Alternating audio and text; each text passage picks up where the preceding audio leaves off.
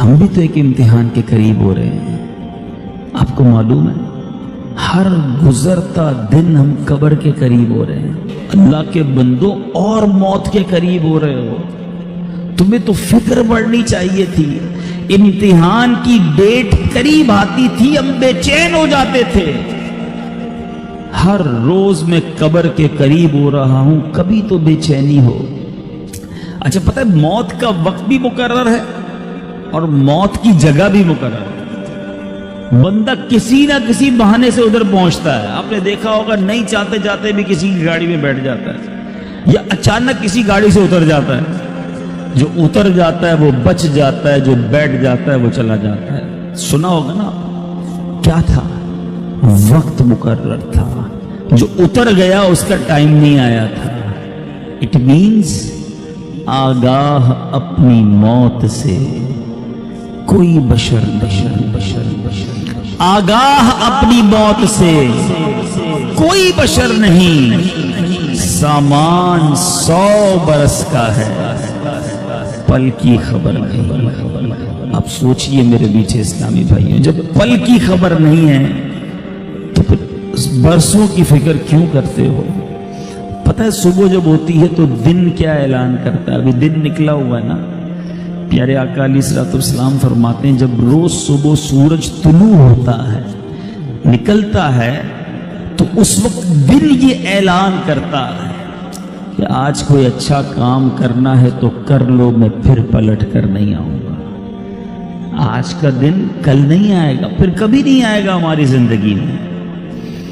لیکن ہمیں احساس ہی نہیں. ایک باپ اور بیٹا سوئے ہوئے تھے. بیٹا رات کو اٹھ گیا, رات کو اٹھ کر رونے لگا. باپ نے کہا بیٹا کیوں رو رہے ہو, کیا ہو گیا؟ کہتا ہے ابو جان بات یہ ہے کہ صبح مجھے کل قاری صاحب نے ایک سبق دیا تھا, اب مجھے کل استاد صاحب کو وہ سبق سنانا ہے, سبق یاد نہیں ہوا ہے. اب استاد صاحب کو نہیں سناؤں گا تو انہوں نے سزا دینی ہے. یہ سن کر باپ بھی رونے لگ گیا. کمال کا باپ تھا, رونے لگ گیا. کسی نے پوچھا کہ تم کیوں رو رہے ہو؟ کہتا ہے میرے بیٹے کو ایک سبق یاد نہیں ہے, اس کے لیے رو رہا ہے کہ قاری صاحب کو کیا جواب دوں گا. میں نے تو اللہ کی کتنی نافرمانیاں کی ہیں, اللہ کی بارگاہ میں کھڑا کر کے ہڑا ہوا تو کیا جواب دوں گا. اس کو ایک دن سبق سنانا ہے, اس کو بے چینی ہے. مجھے ساری زندگی کا حساب دینا ہے, میں کیسے سو رہا ہوں. کبھی زندگی میں ایسا ہوا ذرا سوچئے. بہت سارے ایسے تو ہوں گے کہ ڈاکٹر اگر کوئی بیٹھا ہو یہاں پر تو ڈاکٹر صاحب بتائیں گے کہ ان کے پاس بہت سارے لوگ آ کر کہتے ہیں ڈاکٹر صاحب بلڈ پریشر بڑھ گیا ہے, شوگر بڑھ گئی ہے, ٹینشن میں نیند نہیں آتی.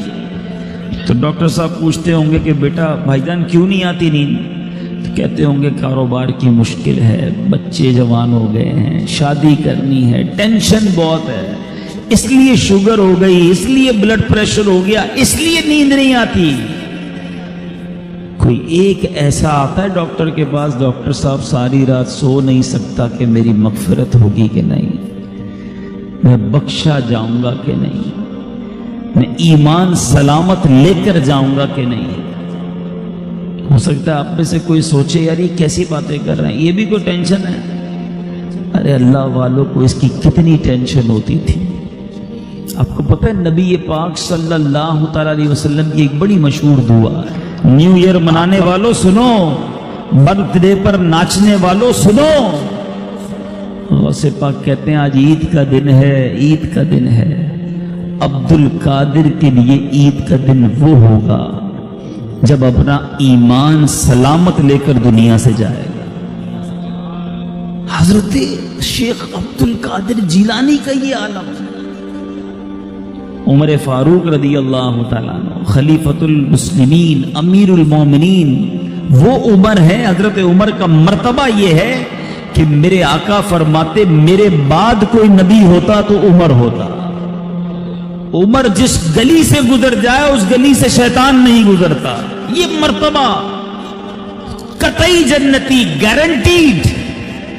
مگر عید کے دن مدینے والوں نے کہا چلو حضرت عمر سے ملتے ہیں، ان کو بھی مبارکباد دیتے ہیں۔ حضرت عمر کا گھر کا دروازہ کھٹکھٹایا گیا، دروازہ کھلتا ہے، حضرت عمر باہر آتے ہیں، آنکھوں میں آنسو ہیں۔ لوگ حیران، اے عمر آج تو عید کا دن ہے، آج آنکھوں میں آنسو کیسے؟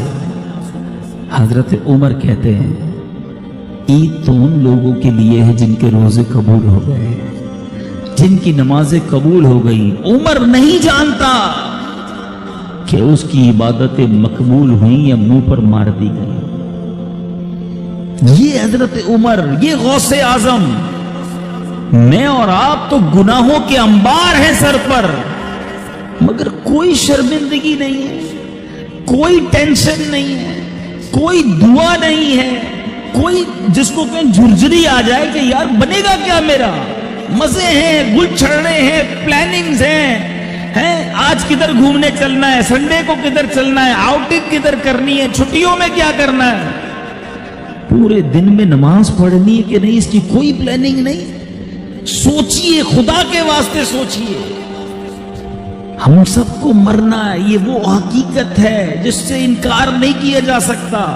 موت ایک ایسی حقیقت ہے کہ دنیا کا ہر مذہب، دنیا کی ہر قوم اس کو مانتی ہے کہ مرنا پڑے گا، کسی کو اس سے کوئی جس کو کہیں فرار نہیں ہے۔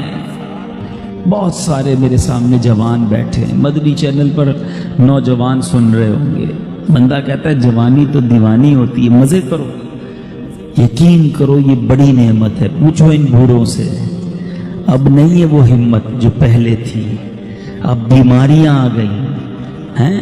اللہ نے جوانی دی ہے، پیر سلامت دیے ہیں، پیروں پہ کھڑے ہو کے نماز پڑھ لو، پھر بیٹھ کر بھی مشکل ہو جائے گی۔ اللہ نے جوانی دی ہے، زیادہ روزے رکھ لو، اللہ نے جوانی دی ہے، اس جوانی میں خوب دین کی خدمت کر لو۔ بوڑھے کہتے ہیں ہم کو کہ یار ہم بھی اب ہمت نہیں رہی، ورنہ ہم بھی مدنی قافلوں میں جاتے، ہم بھی آپ کے ساتھ دین کی خدمت کرتے، اب تو جناب تھک جاتے ہیں۔ اے جوانوں، اس دن سے پہلے عبادت کر لو جب یہ اعضاء ساتھ دینا چھوڑ دیں۔ ملتے ہیں لوگ کہتے ہیں پیروں میں ہمت نہیں، تراویح نہیں پڑھی جاتی، جب ہمت تھی تو کیوں نہیں پڑھی؟ اے میرے جوانوں سنو، یہ جوانی عیاشی کے لیے نہیں، اللہ کی نافرمانی کے لیے نہیں دی گئی۔